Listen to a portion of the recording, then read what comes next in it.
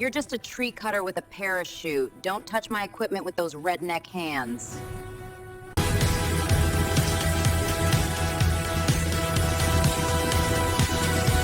The air in the Sierra Nevada mountains was usually crisp, but today it tasted of ozone and arrogance. Bo Miller adjusted the straps of his heavy pack. His youthful face remained calm despite the sharp tongue of the woman standing before him. He was a smoke jumper, a man who dropped into hell to save trees. But to the elite intelligence unit, he was nothing more than a local guide with dirt under his fingernails. Dr. Elena Vance stood in stark contrast, her tactical gear as sharp as her intellect, representing a world of secret labs and biowarfare that Bo couldn't imagine. She looked at his rugged boots and simple tools with a disdain that cut deeper than any forest briar. For her, science was the only god, and this redneck was just a necessary nuisance for her mission. Neither of them knew that the horizon was already glowing with an unnatural orange. The secret lab buried in the pines was about to become a furnace, and the brilliant doctor would soon find that her equations couldn't stop the wind. In the coming inferno, the social walls between the specialist and the woodsman would burn away, leaving only the raw cost of survival. The briefing room at the edge of the Tahoe National Forest smelled of stale coffee and military-grade floor wax. Bo Miller stood at the back of the room, his yellow Nomex shirt looking worn compared to the crisp tactical uniform surrounding him. He shifted his weight, his youthful, baby-faced features glowing under the fluorescent lights as he waited for his turn to speak. The elite team from the Intelligence Directorate didn't even look his way, treating him like a piece of furniture in his own territory. Bo knew these woods better than any GPS, but here he was just a redneck recruited for muscle. Dr. Elena Vance walked to the front of the room, her presence commanding and cold. Her long black hair was pulled into a tight professional bun, and her white lab coat seemed to repel the very idea of dust. She tapped a digital map of the deep wilderness, pointing to a restricted zone hidden beneath a canopy of ancient pines. "This is a Level 4 containment facility, not a summer camp," she said, her voice like ice. When her eyes finally landed on Bo, her lip curled in a subtle, unmistakable gesture of disgust at his rugged appearance. "Is this the best the Forest Service could send us?" Elena asked, turning to her commander without acknowledging Bo directly. She walked toward him, her heels clicking sharply on the linoleum until she was inches away, forcing him to look down at her. "I am carrying 3 years of viral research in my head and millions of dollars of hardware in my bags. I don't need a tree cutter with a parachute. I need a tactical escort who knows how to handle a weapon, not just a chainsaw." Her words were sharp, designed to humiliate him in front of the seasoned soldiers. Bo didn't flinch, his bright eyes remaining steady and patient despite the heat rising in his neck. "The fire weather is turning, ma'am," he said softly, his voice a calm contrast to her sharp tone. "The humidity is dropping to single digits, and the winds are shifting. Tactical training won't help you if the canyon decides to breathe fire." He reached out a hand to show her a weather printout, but she stepped back as if his touch might contaminate her. She looked at his calloused, soot-stained fingers and let out a short, mocking laugh that silenced the room. "Listen to me, Miller," Elena said, leaning in so the others couldn't hear, though her contempt was loud enough. "You are here to carry the heavy crates and stay out of the way of the real professionals.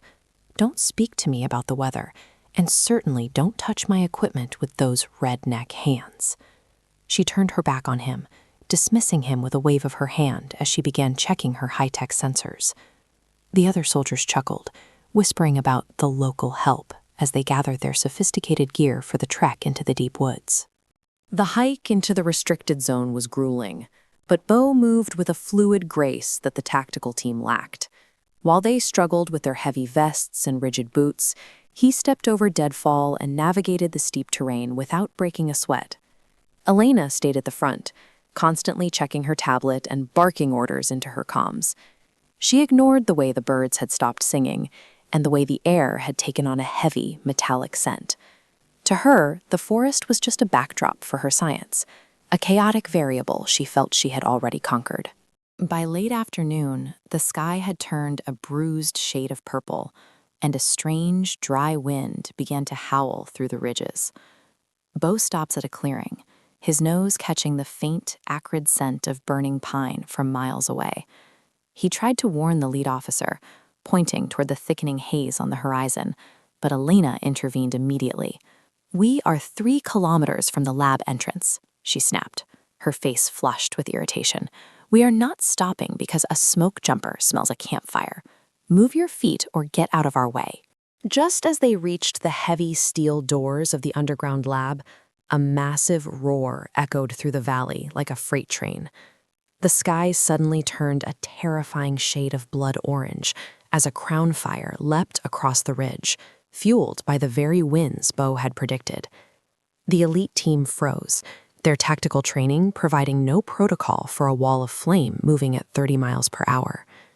Elena looked at her high-tech tablet, but the screen was flickering as the intense heat began to warp the sensors. Would her intellect be enough to save them from a hell she refused to believe was coming? The roar of the fire was deafening, a physical weight that pressed against their chests as they scrambled inside the lab's reinforced entry. Elena slammed the steel door shut, her breath coming in ragged gasps as she checked the seal, her hands trembling for the first time. Outside, the world had vanished into a swirling vortex of embers and black smoke, the forest they had just walked through being erased by the heat.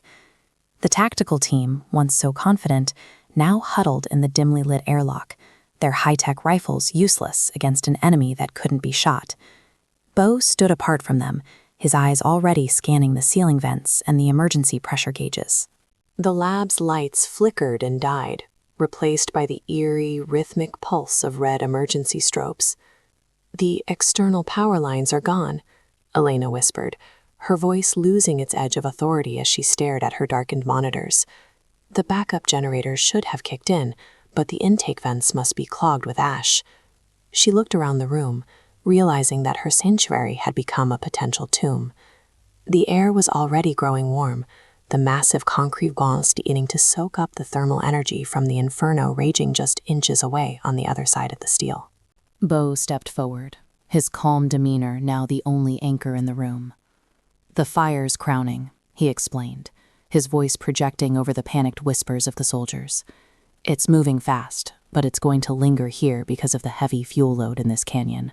We have maybe 20 minutes before the oxygen in this vault starts to drop." He reached for his pack, pulling out a collapsible fire tool and a handheld radio. Elena watched him, her eyes wide, realizing that the man she had mocked was the only one who truly understood the monster at their door. The tactical commander stepped toward the door, his hand on the lever.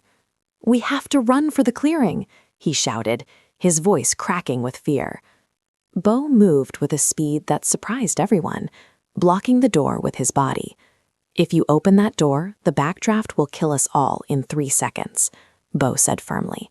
"The fire is looking for oxygen, and you're about to hand it a lungful. Sit down and stay low." The commander hesitated, looking from his sophisticated gear to Bo's steady eyes, and finally slumped against the wall in defeat. Elena felt a surge of professional panic as a series of alarms began to chime from the inner containment zone. "The seals on the virus canisters," she cried, rushing toward the glass-walled inner lab. "The cooling system is failing. If those samples reach 60 degrees Celsius, the pressure will rupture the vials." She turned to Bo, her face pale, the arrogance of the morning completely replaced by a desperate, raw fear. Her science was a prison now, and the very thing she had come to protect was turning into a lethal threat that would kill them long before the fire did. The heat in the airlock became oppressive, making it difficult to draw a full breath.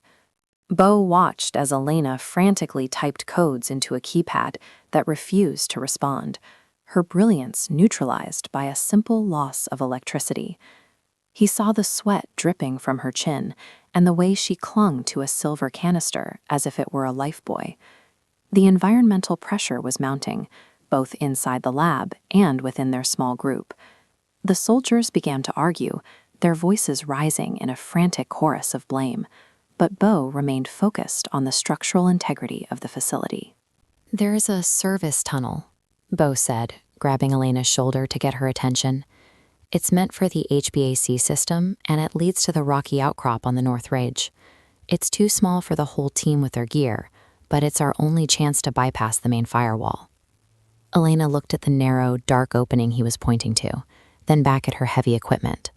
She realized she would have to leave behind the technology she worshipped if she wanted to live. The choice was written in the flickering red light of the emergency sirens. As the first hiss of a leaking gas line whistled through the corridor, Bo grabbed Elena's hand, his grip firm and grounding. The social divide that had defined their morning was scorched away. There was no specialist and no redneck, only two souls trapped in the throat of a volcano. He pulled her toward the tunnel just as a low explosion rocked the foundation of the building. The fire had found a way in, and the hunt had begun. Could they outrun a predator that didn't need to breathe? Or would the forest reclaim the secrets they tried to hide? The service tunnel was a claustrophobic rib cage of hot steel and vibrating pipes.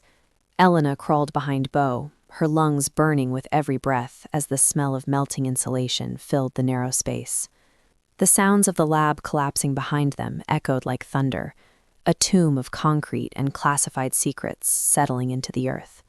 She felt a sob rise in her throat, her knees scraping painfully against the metal floor. The elite specialist, who had walked into the forest with the weight of a government behind her, was now reduced to a terrified shadow following the rhythmic thud of a smoke jumper's boots. The heat was becoming a physical entity, a heavy blanket that threatened to smother them. Bo stopped frequently to check the temperature of the tunnel walls with his bare hand, his face etched with a focus she had never seen in her world of laboratories. Every time he looked back, his eyes weren't filled with the "I told you so" she expected, but with a quiet, protective intensity that made her chest ache. She realized with a jolt of shame that she didn't need to know his last name until this morning, yet he was the only thing standing between her and incineration. I can't breathe," Elena gasped, collapsing against a vibrating vent. The silver canister she clutched felt like a lead weight, its surface uncomfortably warm to the touch. Her vision swam with spots of gray, and the high-tech tactical suit she wore was now a sauna, trapping her own body heat against her skin. She looked at Bo, her arrogance completely shattered, replaced by the crushing realization that her PhDs and security clearances were useless here. Nature didn't care about her credentials. It only cared about the fuel she provided for its hunger. Bo was at her side in an instant, his large hand steadying her shoulders. "Look at me, Elena. Focus on my voice," he commanded, his tone leaving no room for argument. He didn't use her title. He used her name, stripping away the professional mask she had worn like armor. He unzipped the collar of her tactical vest, trying to give her skin air, his movements efficient and devoid of hesitation. The social pressure of her family's expectations and her high society life in D.C. felt a million miles away, burned up in the canopy above them.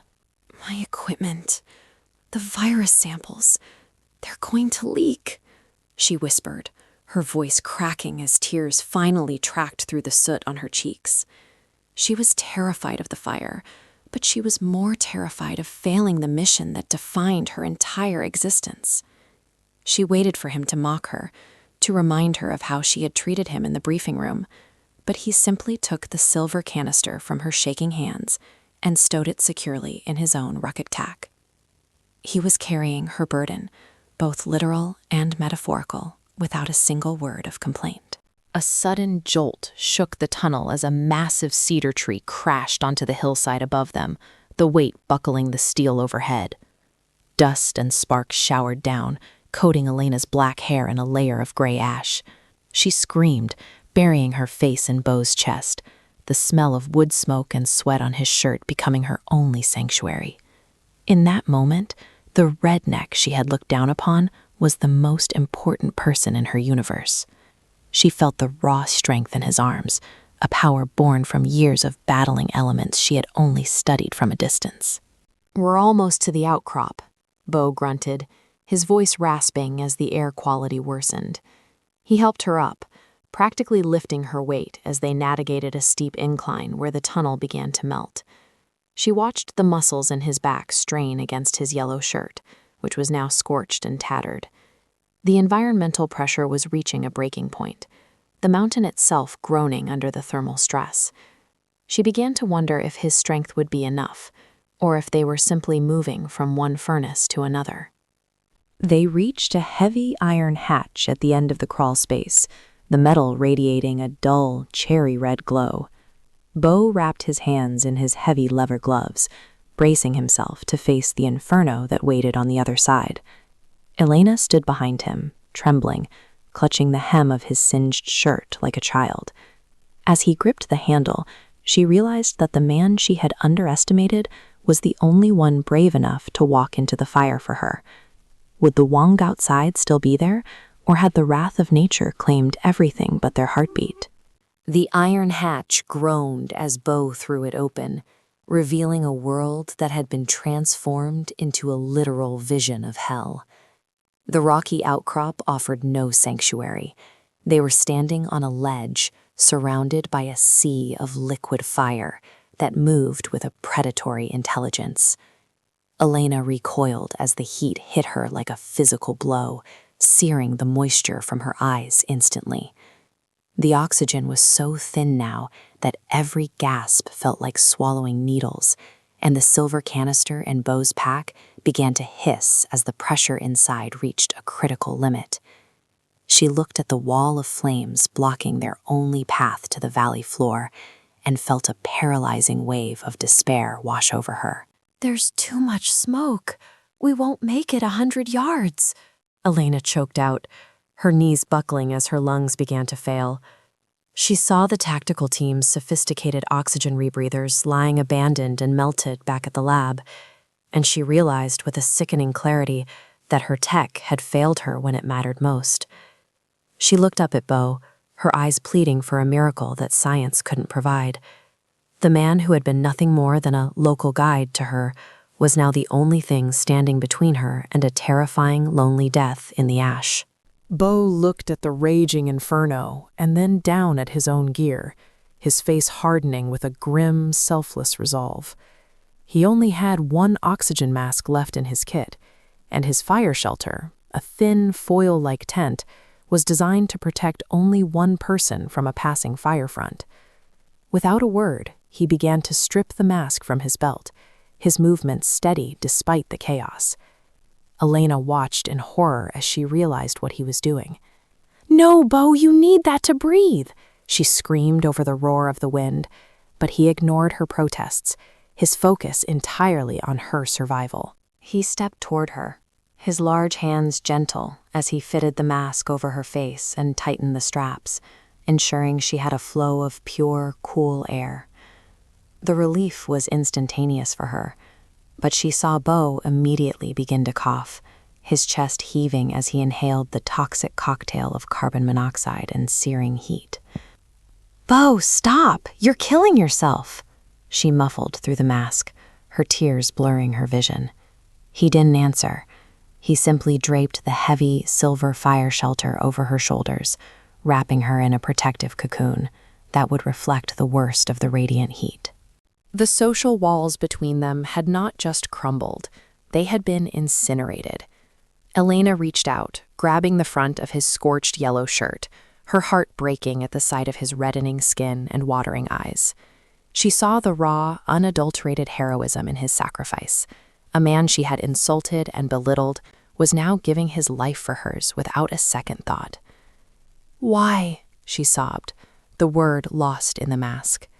He leaned in, his forehead resting against hers for a fleeting second, his heat-shredded voice whispering, "Because it's my job to bring you home, Doc." Suddenly, the wind shifted, sending a massive plume of flame directly toward their position on the ledge. The heat was so intense that Elena's lab coat began to brown and curl, even under the shelter. Panic flared in her chest, the raw terror of the moment stripping away everything but her most basic instincts. She realized that even with the mask, she couldn't walk. Her legs were like lead, and her spirit was broken by the sheer scale of the disaster. She clung to him, a brilliant scientist reduced to a shivering soul in the face of nature's absolute wrath. In a moment of pure desperation, Elena looked into Beau's eyes, seeing the pain he was hiding as the smoke began to sear his throat. She reached out, her fingers trembling as she touched his cheek, a silent apology for every cruel word she had uttered in the briefing room. The silence of the forest was replaced by the screaming of the wind, and she knew they were out of time. She had to give him a reason to fight through the impossible, a promise that would bind his fate to hers if they somehow managed to breathe again. Elena grabbed his collar, pulling him close until their faces were inches apart, her voice cracking with a desperate, sudden love. "Carry me out of this fire, and I will be your wife. I swear it on my life," she cried, the vow echoing against the roar of the burning pines. Beau's eyes widened, a flicker of renewed strength igniting in his gaze, despite the agony in his lungs. He didn't speak, but he reached down and hoisted her into his arms with a roar of effort, turning his body to shield her as he stepped directly into the wall of flames. The world became a blur of orange and agonizing heat as Beau stepped into the heart of the furnace. Every step was a battle against gravity and the searing air that clawed at his throat, but he didn't falter, holding Elena tightly against his chest. She felt the rhythmic, heavy thud of his heart through his scorched shirt, a steady drumbeat of defiance against the roaring wind. He was walking through a landscape that had reached temperatures no human should survive, his skin blistering and his breath coming in ragged, wet gasps. Yet, he moved with the singular purpose of a man who had been given a reason to live, beyond the duty of his badge. Elena kept her eyes closed, buried deep in the silver shelter, feeling the terrifying vibration of trees exploding around them. She could smell the scent of singed hair and the metallic tang of the virus canister, but mostly she smelled Beau, smoke, sweat, and an iron-willed determination. She felt the moment he stumbled, his muscles finally screaming in protest as the lack of oxygen began to shut down his nervous system. She wanted to scream, to tell him to put her down and save himself, but the vow she had made hung in the air between them, a golden thread pulling them through the blackest smoke. They reached the edge of the fire line just as the first light of dawn began to pierce through the thick charcoal clouds. The transition was abrupt. One moment they were in the throat of a dragon, and the next they were tumbling onto the damp, cool grass of a cleared firebreak. Beau collapsed, his legs finally giving out as he shielded Elena's body with his own during the fall. The elite rescue teams and paramedics rushed toward them, their flashlights putting through the haze like tiny stars. Elena scrambled out from under the fire shelter, the oxygen mask falling away as she gasped the first breath of clean, cold mountain air. She turned to Beau, and the sight of him stole the breath she had just found. He lay motionless on the blackened grass, his face coated in a thick layer of soot, his lips cracked and blue from smoke inhalation. The medics moved to push her aside, but she fought them off with a ferocity that stunned the soldiers standing nearby. "He's mine!" she screamed, her voice hoarse and raw. She began to perform the life-saving measure she had only ever practiced on lab mannequins, a brilliant mind focusing all its energy on the man she had once called a redneck. The high-ranking officials from the Intelligence Directorate stood in silence, watching the scene unfold. The specialist they had sent to protect a weapon was now covered in ash, desperately trying to breathe life back into a man they had considered expendable. The arrogance of the mission had been silenced by the reality of Beau's sacrifice.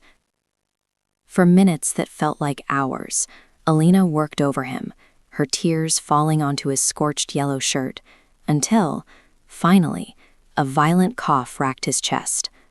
Beau's eyes fluttered open, clouded with pain, but instantly finding her face in the crowd.